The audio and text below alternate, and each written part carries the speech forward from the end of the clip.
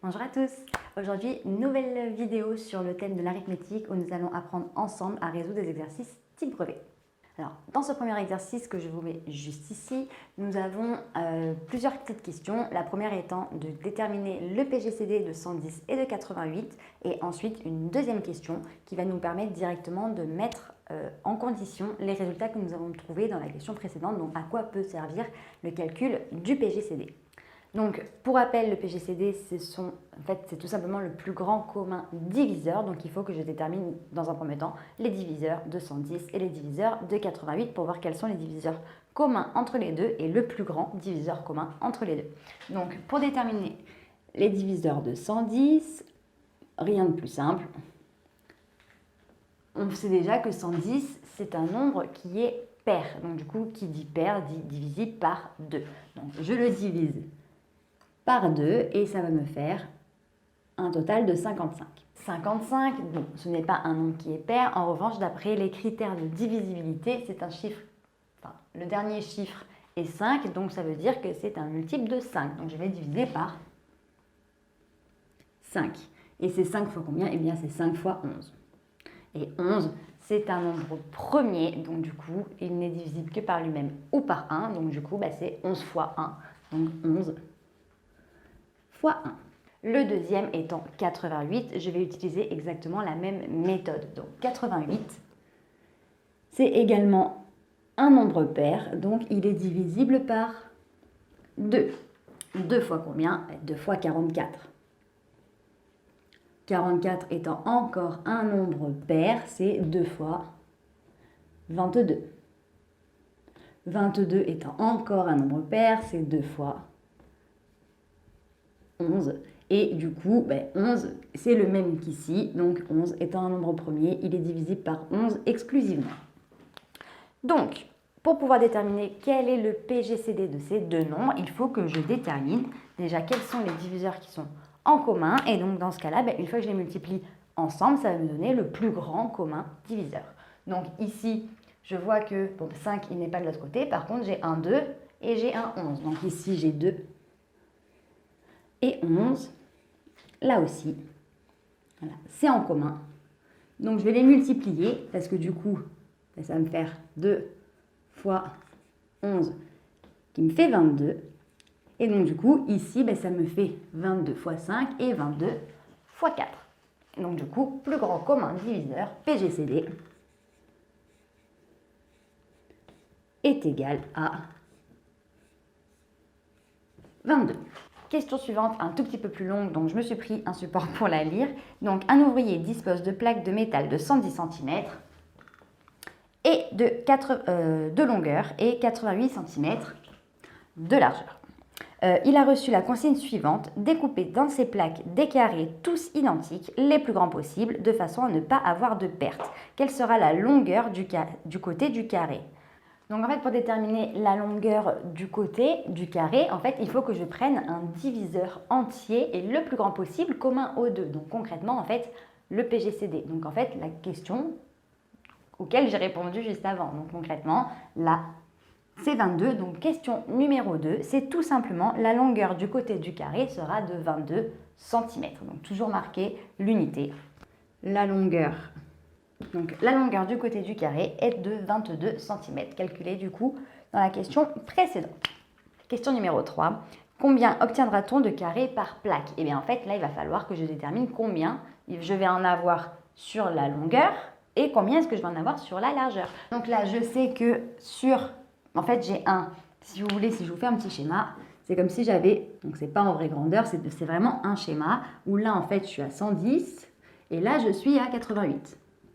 Donc l'objectif est de savoir combien de carrés de 22 je vais pouvoir placer. Donc sur les 110, combien de fois 22 je vais pouvoir en placer? Eh bien, je vais pouvoir en placer 22 fois 5. Et donc en fait, je vais pouvoir en placer 5 de largeur. Donc en fait, je peux avoir 1, 2, 3, 4 et 5. Sur la largeur, je suis à 88. Combien de fois 22 je peux en placer? Donc je peux en placer du coup 22, donc 11 fois 2, 22, 2 fois 2, 4, donc ça me fait 22 fois 4. Donc en gros 1, 2, 3, 4, enfin dans les bonnes dimensions. Donc vraiment dans mon schéma, là en fait je vais pouvoir en mettre 5 de longueur fois 4 de largeur. Donc je peux en mettre 5 fois 22 pour la longueur et 4 fois 22 dans la largeur. Et si je peux en mettre 5 en longueur et 4 en largeur, du coup, en fait, là, mon PGCD, c'est 22. Je prends 5 fois 4 qui me fait 20. Je vais pouvoir fabriquer 20 carrés par plaque. Donc, il y aura 20 carrés de 22 cm de côté par plaque. Donc, en gros, voilà, sur une plaque de 110 par 88, je peux mettre du coup 110, c'est égal à 22 fois 5. Donc, je vais avoir 5 colonnes et j'ai 22 fois 4, je vais avoir 4 lignes. Donc du coup, 5 fois 4 qui me font 20 parce que du coup, j'en ai 5 en longueur et 4 en largeur. Donc du coup, 5 fois 4, ça me fait 20 carreaux. Dans ce nouvel exercice, on nous demande, donc là, on a deux nombres. On a le nombre A et le nombre B. On nous demande d'expliquer pourquoi la fraction A n'est pas irréductible. Dans un premier temps, en fait, déjà, je ne m'occupe pas de la B. Je m'occupe juste de la A. Et donc du coup, qu'est-ce qu'une fraction irréductible? C'est une fraction, du coup, qui ne peut plus être réduite, donc en gros qui n'a plus de facteur commun entre le numérateur et le fameux dénominateur. Ici, je vois que 63, c'est un nombre que je connais facilement, puisqu'il est dans une table que je connais absolument par cœur. C'est du coup la table de 7. Donc en fait, là, on est du coup 63, c'est 7 fois 9. Pour 117, en fait, je ne le connais pas bien. Par contre, je connais mes critères de divisibilité. Comment est-ce que je détermine les critères de divisibilité? Dans un premier temps, est-ce que 117 est un nombre pair? Il finit par 7, donc non. Est-ce que c'est un nombre qui finit par 0 ou par 5? Non, donc il n'est ni divisible par 10, ni divisible par 5. Je constate après que, après ça, j'en ai plus beaucoup des méthodes qui me permettent de déterminer les critères de divisibilité. En revanche, il m'en manque une, c'est d'additionner tous les chiffres de mon nombre et de voir si ça fait un multiple de 3 ou de 9. Donc là, j'ai 7 plus 1, 8 plus 1, 9. Ça veut dire en fait que 117 est dans la table de 9. Donc en fait, en haut, 117, ça va être 9 fois quelque chose. Et 63, c'est 9 fois 7. Donc ils ont tous les deux un facteur qui est commun, qui est 9, divisible tous les deux par 9. Donc la fraction n'est bien pas irréductible. Donc pour le prouver dans la question 1, déjà, je sais que 63, donc je marquais 117, on va la remarquer quand même. 63, c'est égal. Du coup, 63, on a dit que c'était 9 fois 7. Et 117, on sait que c'est dans la table de 9. Donc, par contre, 9 fois combien?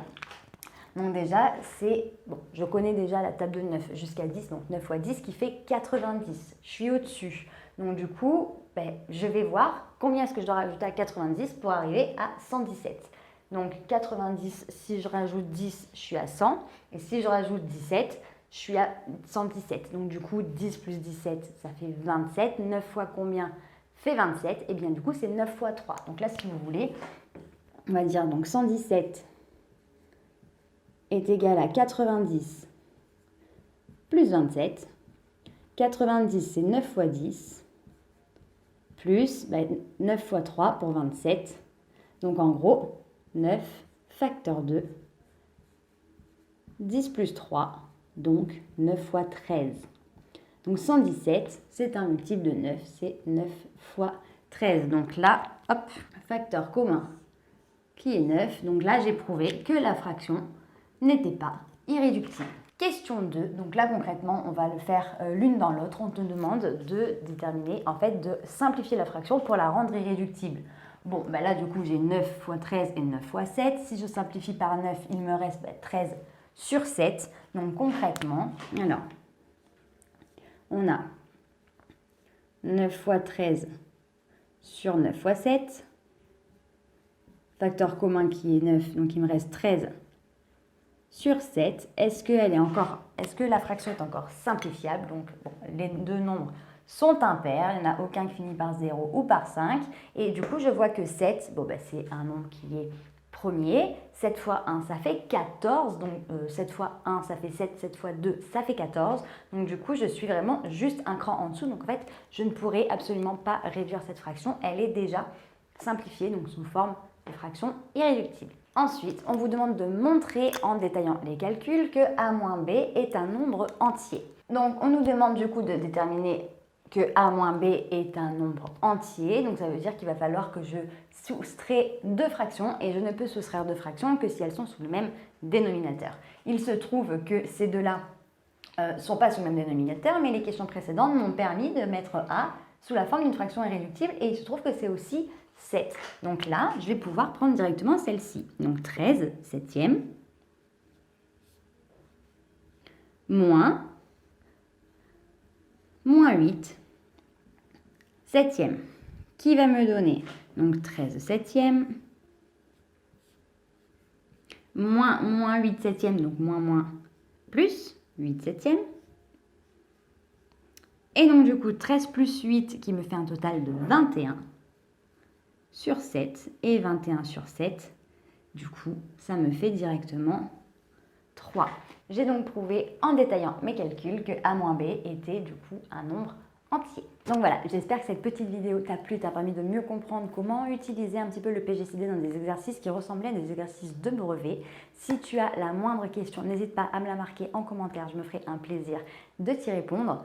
Pour nous rejoindre, si ce n'est pas déjà fait sur YouTube, bon, il te suffit d'activer la petite cloche, mais sur Internet et les réseaux sociaux, nous sommes sur Facebook, Instagram et sur Snapchat. On te met tout en barre d'infos pour que tu ne rates aucune information. Et d'ici une très prochaine vidéo, je te dis à très bientôt. Salut!